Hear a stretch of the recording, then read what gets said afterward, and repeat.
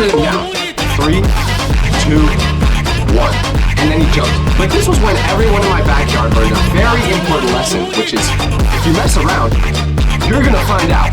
Because breaking news, if you jump from 10 feet in the air onto a trampoline while there's a group of 12 other people bouncing you, when you land, you're basically gonna bounce all the way to space. And that's exactly what he did. He bounced pretty much as high as the dude in this video. And when he bounces, everyone goes completely silent. Because if he bounced super high and then landed back on the trampoline, he would be fine. He could just turn and land on his back and be okay. But that's not what happened. Of course it's not. What actually happened was he mistimed the jump, like by a lot. And when he bounced, instead of bouncing straight up in the air, he bounced like this. As he's floating through the air and it becomes obvious that he's not gonna land back on that trampoline, we're all holding our breath, knowing there is literally nothing we can do. He's gonna land on the ground from probably 15 feet in the air without any cushion. And what do you know? That's exactly what happens. Smack! Right onto the ground like one of those toy gorillas people throw off the top of skyscrapers. And when he lands, we're all expecting him to pop right back up and laugh because that's just what he would usually do.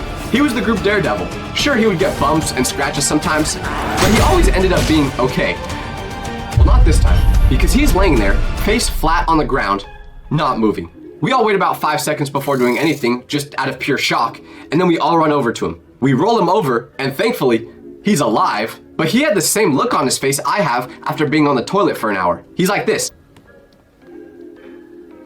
And we're all just like, bro, are you okay? He nods saying no, and we go, well, what are you doing with your face? Then he says, it's because I can't scream. Why not? If Tyler's parents hear me scream, they'll find out I got hurt, and we won't be able to use the trampoline anymore. So he just sits there with his face like that for a good minute, and once he catches his breath, he stands up. But that's when we see his shoulder is poking out to the side like this. We all freak out thinking bro is about to lose his arm or something, but then he says, oh, it's dislocated.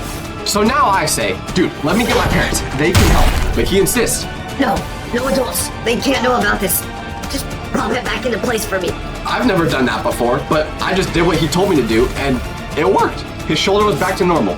Still in extreme agony, but back to normal. But what makes this particular story so funny and also terrifying is the fact that just the other week, I saw this same guy for the first time in probably 3 years. And when I went to give him a hug, he only awkwardly hugged me with one arm. When I asked him why, he said it's because ever since that day where he landed weirdly off my trampoline on his shoulder, it's never been the same. He thinks he broke something in his shoulder, but he couldn't go to get it checked out because he would have had to tell his parents about what happened. So instead, he just lived with the pain throughout his whole teenage years. So then I was like, dude, well, we're grown now, so why don't you just go get it checked out on your own? And you would think I just told him the cure to cancer with the way he reacted because he went, oh yeah, I could do that.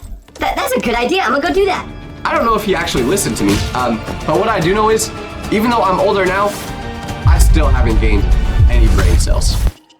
Picture this. You sneak into a school party that you weren't invited to, but the moment you arrive, you do something that makes everyone there run for their lives and leave as quickly as possible. You lay low for a couple days, try